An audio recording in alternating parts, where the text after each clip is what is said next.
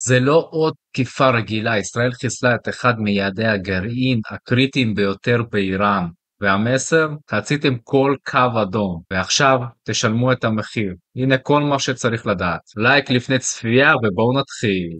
Live from Tel Aviv with more. Trey. Yeah, absolutely. We just got new alerts from Israel's Home Front Command that Iran has launched a new ballistic missile attack against central Israel. We could see nearly the entirety of the beach area in Tel Aviv evacuating quickly, hundreds of people running for shelters. We anticipate at any moment there will be air raid sirens sounding across this city as Iran launches yet another attack. Remember last night they launched around 30 ballistic missiles toward this city and others, but many of them were intercepted by advanced air defense systems. The concern here is that they will continue these small barrages in an effort to drag out this conflict. But we do know, according to the IDF, they've been able to take out many of the launching positions, and this has reduced the Iranian ability to target Israel, but it's certainly not destroyed the threat.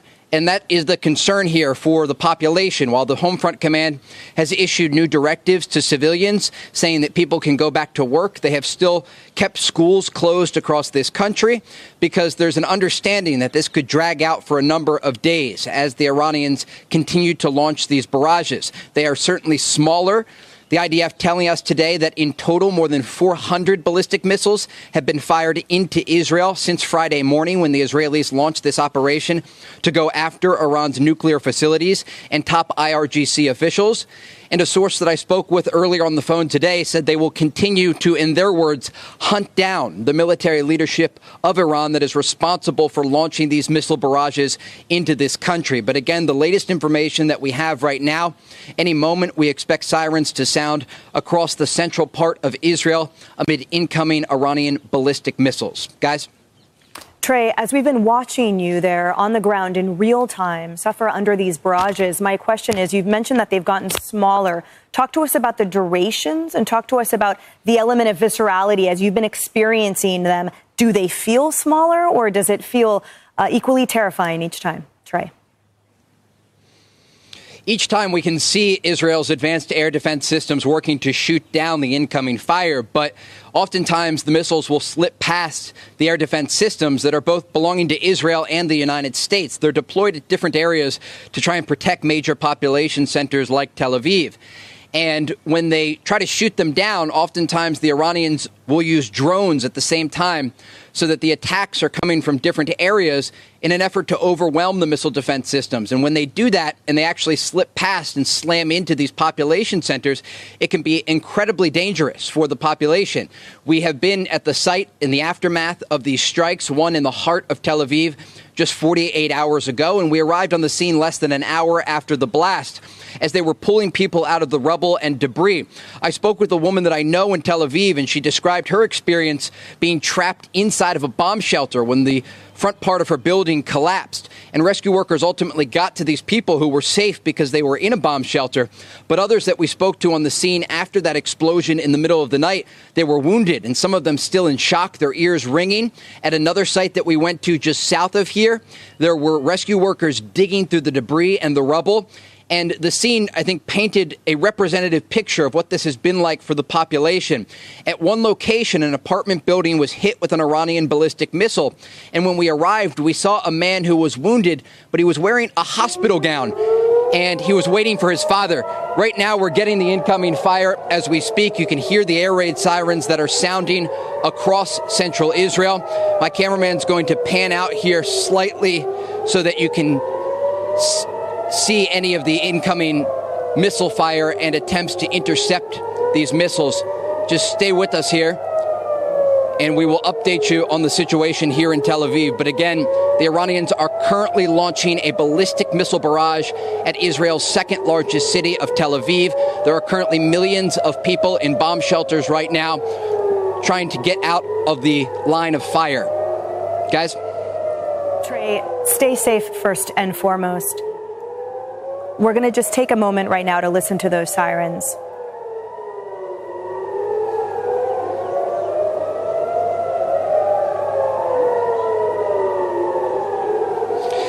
So guys, right now what you're hearing are sirens sounding across Tel Aviv. These are the last line of alerts that the Israeli people will get amid this incoming fire. So far, we have not seen any of the air defense systems active around this city. We just have to give it a moment. Oftentimes, they'll intercept the fire as it's coming toward Tel Aviv. Other times, and right now overhead, you can see some of these interceptions taking place. My cameraman's going to pan up here, and you're going to see those white streaks in the sky. That is a successful interception. It's a little bit difficult to see given the fire and the sunlight at this moment, but we're just going to come off the sticks here and we're going to walk. Just give us one moment. Good to wait. And Trey, as we're watching every here, time these events happen, every time these happen, we have our security and we're trying to get a sense of just how heavy the fire is. We can report that there was one interception over Tel Aviv. That was likely Israel's Arrow 2 or 3 advanced missile defense system shooting it down. And the way that we can tell that and there you hear the explosion right there, that is from a successful interception.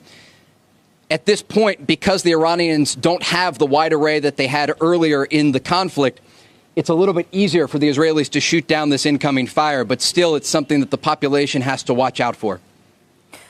We understand by earlier reporting that 40% of the missiles, including the surface-to-surface missiles of Iran, were wiped out. Trey, do we have updated numbers on that? Yeah, the latest information that we have from the IDF is that 40% of the launching positions have been taken out by the Israelis in these strikes. Just yesterday, they targeted a missile array near to the Isfahan nuclear facility. And the reasons the Iranians had missiles here is because this was a largely protected area. At least the Iranians thought it was protected.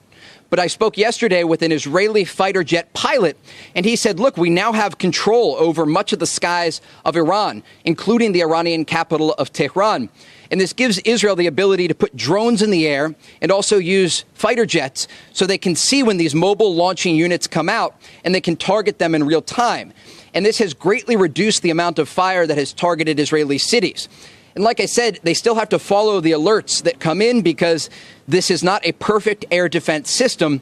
And Iran is clearly not only at a reduced capability to launch these attacks, but they're also trying to preserve what missiles they have left. Israeli sources tell Fox News that at the beginning of this conflict that started almost 6 days ago, Iran had around 2,000 missiles. They've fired 400 of them at Israel, and the Israelis have destroyed a number of other missiles belonging to the regime. Guys?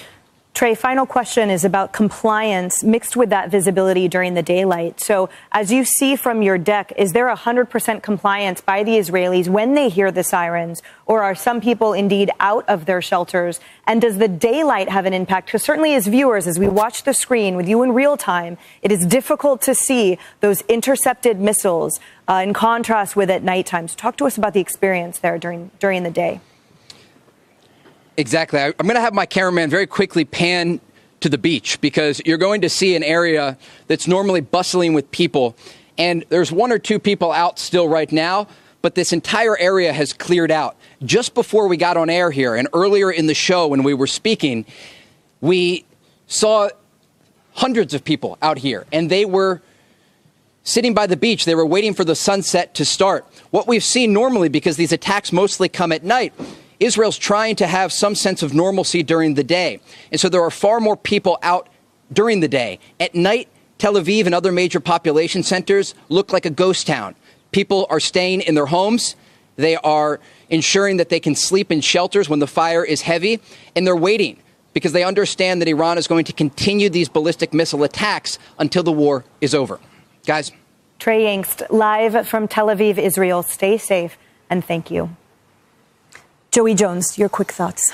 Yeah, if I had a chance to ask him, I guess I would have tried to bring to light the fact that in any war posture, the strategy matters. And if you're Iran and you do believe you can carry this war and even win it, your first barrage of missiles don't go to population centers. They go to military bases, where Israel's aircraft are, they probably have some intelligence on some of where the Iron Dome is located and things of that nature. In the early stages, it seemed like they may be trying to overwhelm certain areas where they felt like the Iron Dome wasn't quite as secure, and they got some hits in.